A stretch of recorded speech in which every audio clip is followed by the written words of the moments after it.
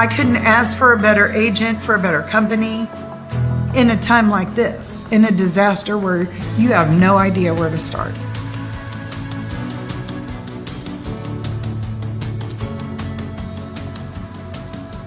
I learned that there's not a given in life. It takes a team. There's people that are going to watch out for us and that care. It's been pretty stressful. Once we saw Lori and got our plan, it's a lot better now. It was like a huge weight lifted.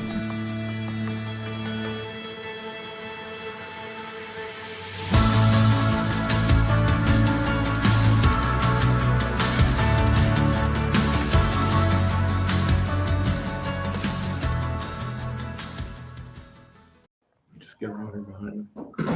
Hey, welcome back to the Missouri Sports Network, MissouriSportsNetwork.com, where everyone has a home field advantage. Certainly glad you tuned in today. And as always, the Missouri State Highway Patrol reminds us to take that 3 seconds and buckle up. It's 3 seconds that could save your life. Be safe, be smart, and be here tomorrow. As always, presented by Central Bank of the Ozarks, Labor's Local 663, Great Southern Bank, Chevy Dealers of the Ozarks, and coming soon, Pizza Ranch with locations all across the Midwest. But welcome back to our segment here, our Country Financial Team of the Week. And we go to Festus, Missouri, and bring in St. Pius X Lancers head baseball coach, Coach Daniel Oliver. Coach Oliver, thanks so much for your time today. Thank you for having us. Coach, you guys 10-6 on the season. Tell us a little bit about the Lancers up to this point as about 75% of the way through the season. Well, yeah, I mean, we got off to a fast start. We've got some fast guys. I think probably Nathan Schwer here is probably leading a lot of the area in stolen bases, if not maybe even the state. I haven't looked that closely, but he's our leadoff guy, and he starts it off, and then we get these other guys coming up behind him, and we've been able to score quite a few runs. The 3 or 4 or 5 games we've lost have been to, usually a bigger teams, bigger, like classifications and stuff. We played Park Hills, who's very good this week, and Windsor, who's very good. And we were close with those guys, but we didn't get them. But most schools our size, we've been able to get after them and give them a good game. Tell us just a little bit about your district, your Class 3, District 3. Tell us a little bit about that. Where's it going to be played, and kind of handicap it a little bit. Yeah, it's West St. Francis County High School down there is the host school, and right now their record's very good as well. We were supposed to play them in a tournament. We've called them several times, try to get that worked out. It just hasn't gotten there yet. Don't know if we're going to with the limited amount of time we have left. But, it's probably one of the, I guess, the kind of talked about game coming up that, some people are going to be interested in seeing. They have a good pitcher, and we have several good guys. Tate Ramey standing back there in the gray is probably our leading pitcher as far as the seniors. We've got a couple other guys that are doing really well as also. But, it's probably those 2 teams. But then there's Jefferson R7. They've been traditional. Last year they had a very good team. Then Arcadia Valley, we played them in a tournament. It was a good game, 1-0. Beat them down at the Fredericktown Wood Bat tournament. And I'm probably going to leave out some people. I don't want to hurt anybody's feelings, but there's some good teams in there, and it's good, solid baseball up and down throughout that whole district. And having to go down there to their place. And, I myself haven't been there yet. Some of these guys may have played there when they were younger, but I haven't got down there. I heard it's a nice field, and I guess we're going to go find out. Tell us a little bit about the schedule. I noticed, I think maybe a couple of weeks ago, you got to play at Busch Stadium. Yeah. Well, that was the second year we did that. Last year we beat Roxana 2-1 in 8 innings on a squeeze play. So that was really exciting for everybody. And then this year we went back and we played the Patriots, a homeschool team, and they're very good. They've got a very good record. I think our final was like 5-2 or something like that. And we kind of got off to a slow start. It's kind of a crazy thing when you go in there. This year was the first year we played after a Cardinal game. And so we got there like 9 o'clock in the morning, and then, the whole day going through the game and so forth. And then get dressed and go down, and it was kind of a big process, but it was very, very fun, and they treat you great when you get down there and all that. But I don't know, we just kind of, you sit around, then it's like go, and you're at 100, like now, and so we didn't get off to a good start, but we came back and played well and represented our school and everything, and then obviously we had a good time. So it's kind of a throw-in game that we got, and later this year we're going to go over and play at the GCS minor league park over in Sauget and play Chester, Illinois. So that'll be a kind of a, at the end of the season, kind of fun way to close the regular season. So looking forward to that as well. Coach, talk a little bit about just the baseball in general. In that area, that's kind of been the hotbed. I mean, soccer, baseball, but now you've seen things maybe move a little bit towards maybe Southwest Missouri. You've got Nix's and the Webb Cities. Marionville won a state title a year ago. Willard won a state title. But what's overall the health of baseball at the high school level like in St. Louis? Well, I think right here in Jefferson County in Southeast Missouri, there's still a lot of Legion teams in the summertime. There's still a lot of community type baseball in the summer, good quality baseball being played. And then obviously you have your select teams that are quality teams as well sprinkled around. But I think that's probably, the thing that keeps baseball in this area going is that they have that really good Legion summer program that a lot of guys will go to, and it's kind of talked about for generations, where your family has played in that area or that team for a long time, and it still gets attention in the paper and the local airways and stuff. So I think that's something that's kind of unique right here, and very, very neat for a baseball coach to get those guys that have been playing a lot of good ball. Again, here visiting with St. Pius, the 10th Lancers head coach, Daniel Oliver, here on a Country Financial Team of the Week. And Coach Oliver, you've got several young men in there. We'll go just one at a time, kind of introduce him and tell us a little bit about him, what he does, and we'll visit. Well, Michael Argana is sitting over there over our shoulder here. And Mike last year played right field. He came to me and said he was going to play third base this year, and I kind of laughed and yeah, right. But I tell you what, he's played pretty solid this year at third, and hitting in either the 4 or the 5 hole, depending on, with Austin next to him there.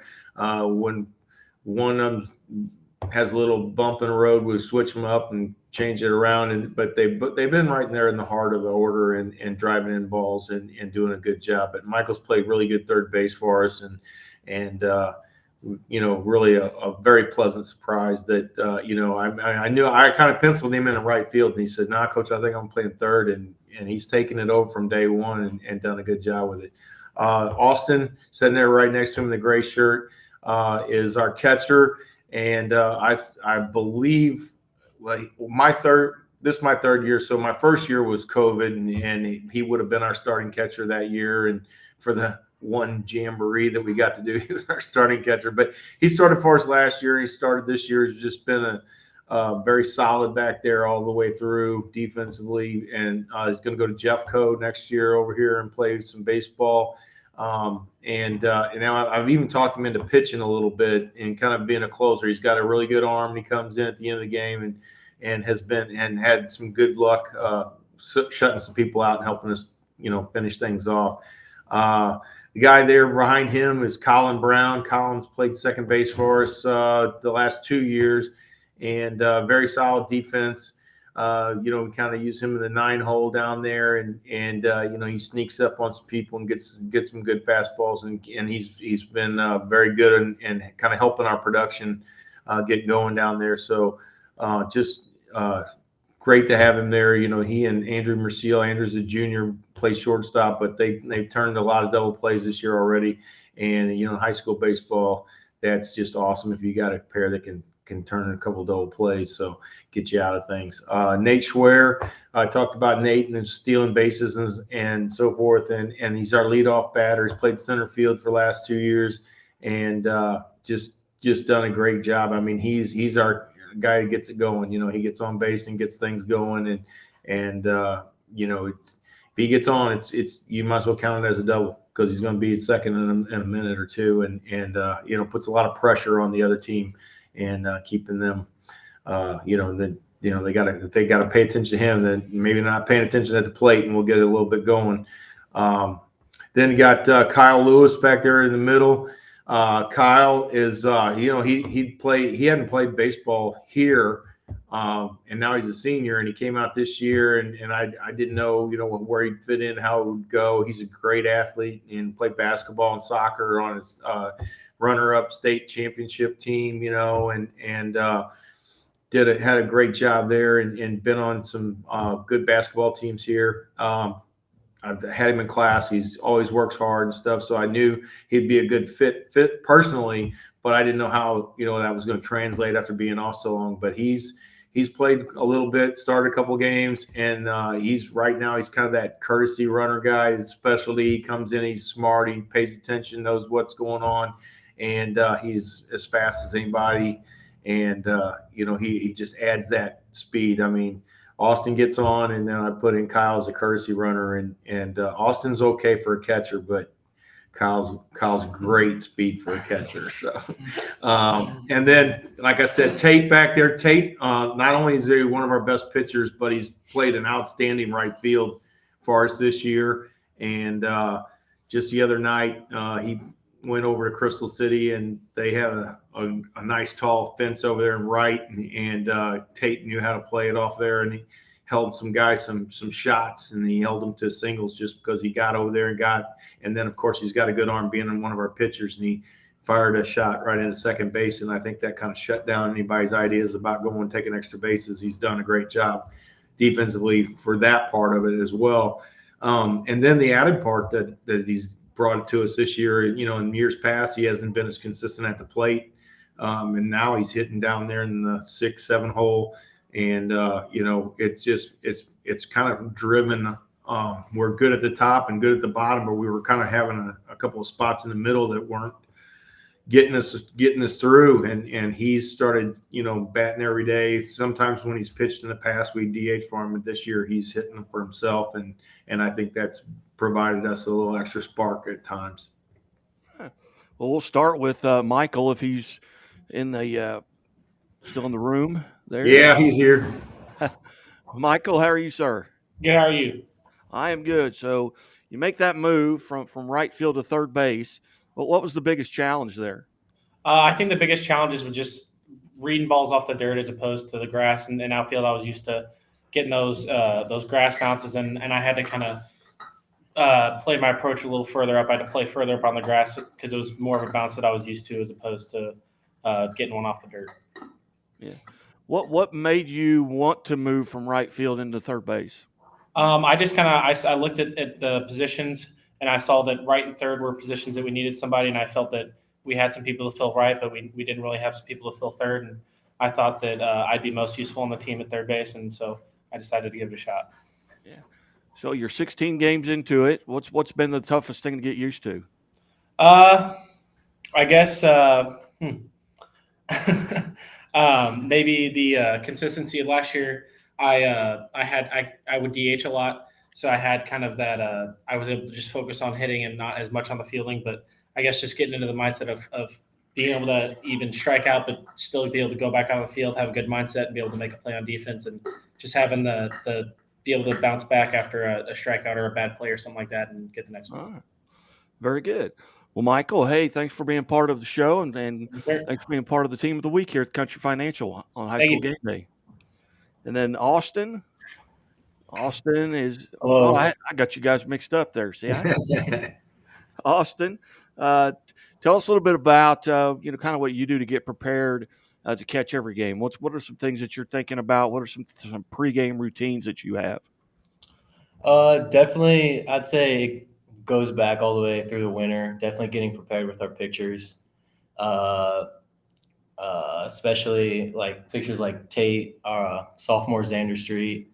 I've caught them past 2 years. I know I know all their pitches, know where it's going to be. They can locate real well, and I just really love, especially our pitching staff. I've loved catching them the past couple of years. Talk a little bit about the kind of the developing that relationship, not only with the pitchers, but a lot of times with the umpire behind you. What is that like, and has it gone well so far this season? Yeah, especially it's gone real well. For me, I develop a really good relationship with the umpires because you protect them, they protect you. That's how I kind of view it. Very good. What about those meetings at the mound? A lot of times you just got to go out there and calm a guy down. You may get it from the dugout saying, "Hey, go out and talk to him," or slow the game down a little bit. Maybe you've got somebody warming up that you're trying to get loose in a hurry. What are those meetings like? For me, I just try to calm the guy down. Try to take his mind off of something. Kind of go-to question I ask is, "What'd you have for breakfast?" Kind of gets them off the mindset and puts them kind of clears their mind. Very good. Very good. Well, Austin, again, thank you and congratulations. Thank you. You bet. And then I believe Nate was next. Nate is leadoff hitter and center fielder. Yes, sir. Tell us a little bit about kind of your roles and responsibilities on the team. So as leadoff, I just take a couple pitches, see what the pitcher's throwing, try to work up his count a lot. I'm usually not a bunt kind of person, so I like to drive it in the left field, right field, somewhere around there. Try to get on base any way possible, and hopefully get the count up so we can have a little rally on our team. Tell us about, you get to first base or second base. What are you looking for to maybe try to take advantage and maybe get a stolen base? Sometimes when I'm on base, I always look at the pitcher. If he's not looking at me, I take maybe one or two pitches. If he's not looking at me, I go straight away. I always have the green light because I know nobody's really gonna throw me out. I always make sure I get good leads. Not too far is where I can't get back, but yeah, I usually get good leads and good jumps. Have you been thrown out this year? I don't believe so. I don't think he has. I don't think he got thrown out last year either. Tell us about playing center field. What are you paying particular attention to there defensively? Usually when there's ever runners on base, I make sure where I have to throw the ball, if the ball is hit on a line drive, how fast I have to get it in. Runners on third, tagging up, trying to shoot home. My arm has been better this year actually, so I've actually, got thrown through some people out. So we'll see how that lasts for the rest of the season. So. Yeah, and I forgot to mention too, Nate's actually got one win and he's pitched 3 games for us, and got the win in the Fredericktown tournament the other day. I think that was a championship game. Yeah. So he came out. He goes, "I'm not coming out of this game." So I was like, "All right, coach, they don't put him down in the bullpen. We don't need anybody." All right. Well, hey, Nate. Hey, thanks for being part of the show. Congratulations. Thank you. You bet. Now we have Colin. I believe Colin's second baseman. Is that correct? Yeah. All right, Colin. Tell us a little bit about your responsibilities and how long you've been playing second base. I've been playing second base since last year. I've always been like a third baseman, shortstop kind of guy growing up, but last year I kind of saw that there was a hole open at second base, so I decided to go there. What are you really paying attention to? Are you, number one, are you looking and getting signals? Do you know what pitch is being thrown? Does that determine, where you're going to play or which way you're leaning? I don't really look at what kind of pitches they're throwing. I'm looking more about whether the batters are late or early on pitches, because if we've got like a fast pitcher going, I'm usually going to shift more to my left because likely they're going to be late on it. So then I shift to that side and I'll be able to get to it quicker. You hit in the 9 hole predominantly. Yeah. Okay, so that's kind of like having a back-to-back leadoff hitters almost. What are you looking for there? I'm down there to look for fastballs. Usually whenever I see a fastball, that's the pitch that I'm going to try and hit. I like being down there because pitchers usually, whenever they see that, it's the 9 hitter, so I don't have to waste any breaking pitches on them. They're just going to give me a fastball. And I've done a pretty good job of being able to get on base with it. All right. Well, Colin, congratulations and thanks for being part of the show today. Thank you. All right. Then we have, I believe, Tate. And is Andrew still in the room? Andrew? Andrew's the junior. We didn't let him out of class today. He had to go to class. Okay. Well, there's one young man back in the back that I didn't. Kyle. I got Kyle. Okay. Yeah. Tate, tell us a little bit about your roles and responsibilities. Well, I'm normally in right field or pitching. Whenever I'm in right field, I'm really just out there trying to track balls down and make sure I don't give up any extra bases. Making sure I have my pitcher's back, getting the ball in as quick as possible. Then whenever I'm pitching, I'm just trying to get ground balls because I know my defense, got me. Pop flies, ground balls, that's really what I'm looking for. Well, what do you do during the day? Let's say tonight I know you're not pitching tonight, you don't have a game tonight, but let's say that you are and you're scheduled to go on the hill tonight. What are you doing during the day to kind of get mentally and physically ready? I don't do a lot during the day. I do like talking with my teammates about the team we're facing later in the day. And then whenever I'm out there, I like looking at the team, how big they are, their sizes and stuff. And then obviously getting stretched, warmed up with my teammates and, getting a good mindset. When you look at your schedule, before the season starts, are there games you look forward to? Maybe it's a rivalry game, maybe somebody on the other team or a district game. What are some games you've really looked forward to playing this year? The games I really looked forward to this year were the game against R7. I think we still have one more. And then Crystal City. Those are my two that I like playing because obviously I came from Crystal City and then I have a lot of friends on the R7 team. So it's always good to play them. Very good. What was it like to play on Busch Stadium field? Oh man, it was so fun. It was actually my second year pitching there. So last year I pitched, and then this year I also pitched, and it's just a great experience to be out there in that big stadium with tons of views. Even though we took a loss, it was still a great experience. Very good. Well, Tate, hey again, congratulations, best of luck, and we'll be watching. Thank you. Good. And I've got Kyle, and I think Kyle's our last victim here. Kyle, Yeah. How are you? Very good. How are you? I'm good. Tell us a little bit about your responsibilities. So going into the season, I knew haven't played baseball the past 2 years, played freshman year. And I've always been a baseball guy growing up, but it kind of fell out of me for a little bit. But I knew I wanted to be part of the team, especially with all these guys in here, good friends of mine. I just knew it'd be a good experience for me. I knew that there was a little bit of opportunity to play in the field, and I kind of experienced that this year, switching off from starting the field or running for Austin. But I've always noticed that there's always going to be one guy in the dugout getting everybody going. There's a big morale boost in baseball. When you're feeling good, you're playing good. So every day I might not be starting, but that dugout will be lively. I know that. Very good. Let's say you get on the field. What position do you normally play? Left field or right field usually. All right. When you get on the bases, what are some things that you're paying particular attention to? First things first, picking on my coaches right away. Make sure I don't mess anything up in that area. Paying attention, and then from there on, just reading the pitchers. Know if he's confident, if he's going to throw over. Maybe get his mind off the batter a little bit. Give my batter a little bit of help. And then if I'm like Nathan Schwer said, I don't think many people can throw me out. So if it's open, I'm going. Very good.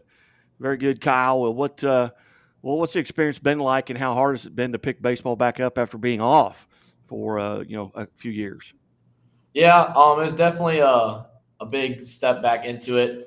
I knew I still had a little bit of my IQ in baseball, and a little bit of athleticism kind of helped me out a little bit. But picking it back up, getting in the cage, especially seeing baseballs come from the mound is a big thing for me.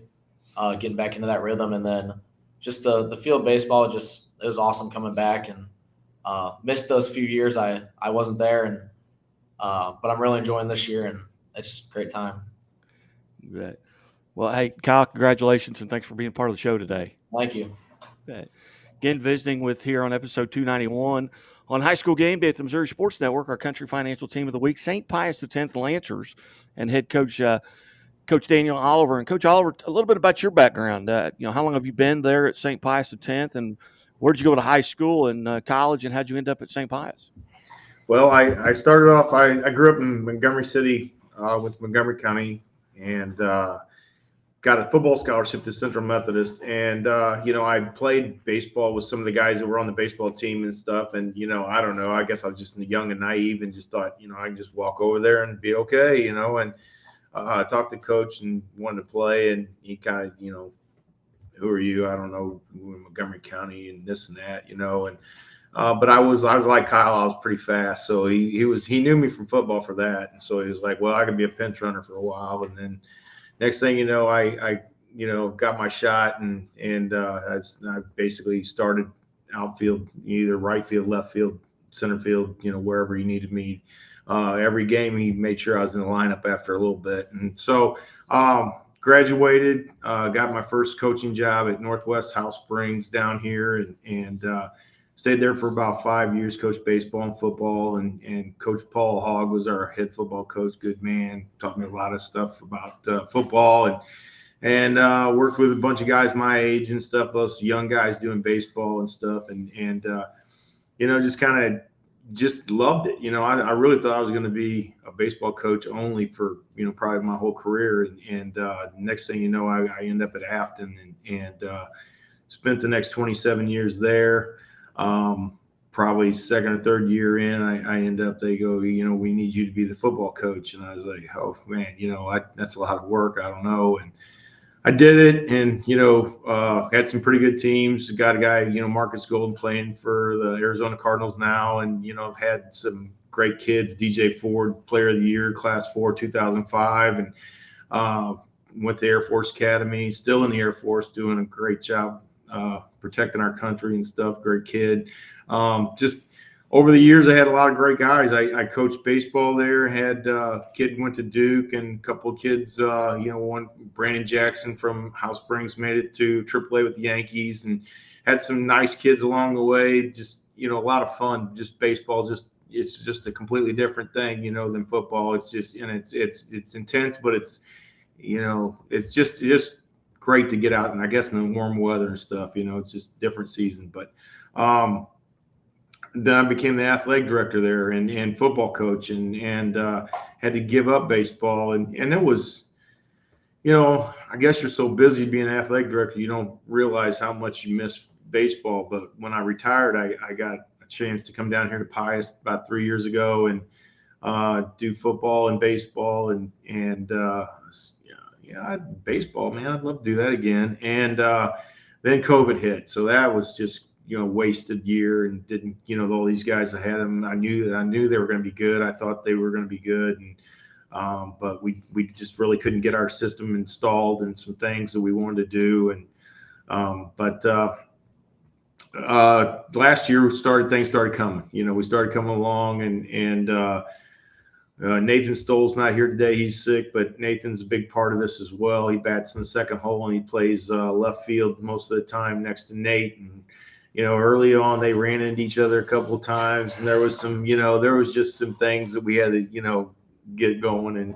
But I could see that they were ball players and all these guys, and this year we lost 2 kids off that team. So we thought we were going to be pretty good this year. And these guys so far have proven that our thoughts were in the right place. And hopefully at the end of the year, we'll still be playing with some other guys that are going home. And I think they will, if they keep their heads on right, and they, keep humble and modest, and know that every day is somebody can whoop you, and you got to do your work and get ready to go, and don't take anybody for granted. And, all the things we all say and have proven true over time.